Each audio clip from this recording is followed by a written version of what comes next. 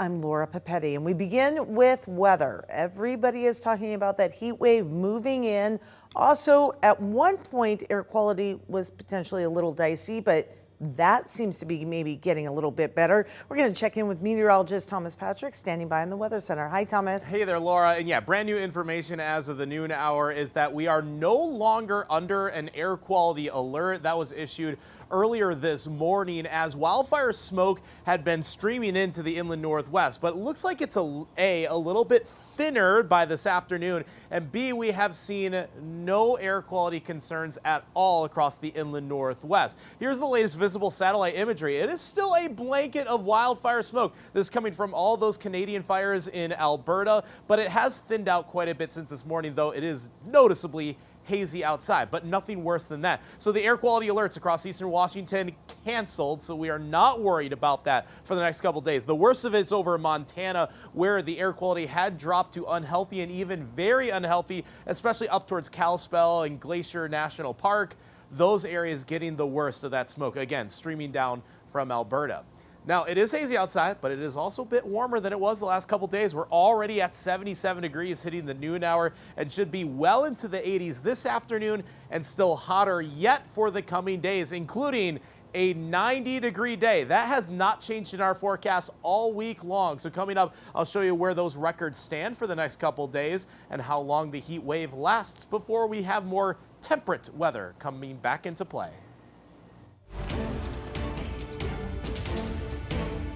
In a matter of days, the man accused of murdering 4 University of Idaho students will be arraigned in Latah County Court. This comes after a secret grand jury indicted Brian Kohberger on all charges. We first broke this development in the case right here on KREM 2 News during the morning show Up with KREM yesterday. Last November, Madison Mogan, Kaylee Gonsalves, Xana Kernodle, and Ethan Chapin were all stabbed to death in an off-campus home. The suspect is a PhD candidate at Washington State University, or rather was. Police arrested him 47 days later in Pennsylvania. Investigators then connected him to the case through DNA evidence on a knife sheath left at the crime scene. He now faces 4 first-degree murder charges and 1 count of burglary. So KREM 2 spoke to a trial attorney from Seattle who says the prosecutors asking for a grand jury was really basically a strategic move. He says the grand jury process happens privately, can protect the defendant, the witnesses, and even some of the evidence. The prosecutors do not have to lay out all their evidence to a grand jury, just enough to prove there's enough evidence for a trial, so they can save some of their case theory for that upcoming trial. A grand jury also does not allow any cross-examination, so definitely some positives for the prosecution. However, it can hurt the defense. The only authority that the defense attorney has is nothing.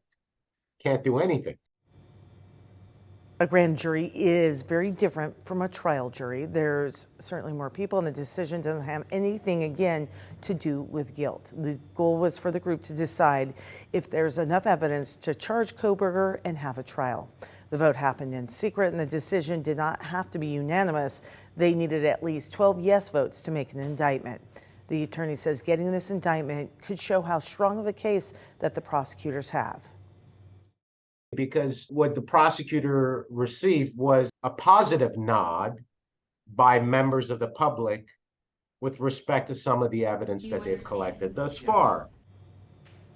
Right, so during subsequent hearings, there will be a new judge, different from the judge who presided over Kohberger's first appearance.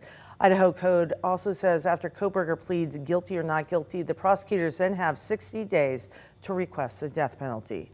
That preliminary hearing is coming up this Monday.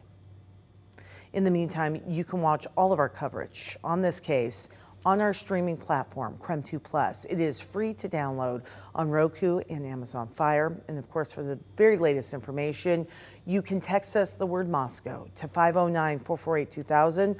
We'll send you a link to all the reporting right to your phone.